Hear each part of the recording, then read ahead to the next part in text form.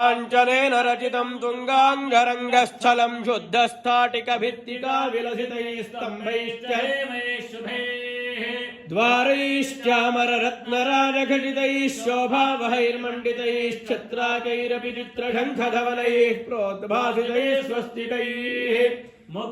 जालविनम्रमण्डपयुतैर्वज्रैश्च सोपानकैर्नानारत्नविनिर्मितैश्च कलशैरत्यन्तशोभावहम् माणिक्योज्ज्वलदेपदेप्तिघटितैर्लक्ष्मी विलासास्पदं ध्यायेन्मण्डपमर्चनेषु सकलेष्वेवं विधं साधकः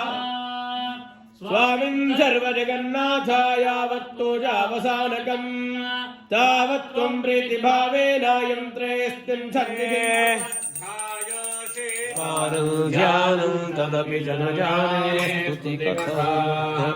न जाने मुद्रास्ते तदपि च न जाने परं जाने मातस्त्वदनुसरणं क्लेशहरणम् विधेन ज्ञानेन द्रविणविरहेणालसतया विधेया शक्यत्वात् तव चरणयोर्याच्युतिरभूत् तदेतत् क्षन्त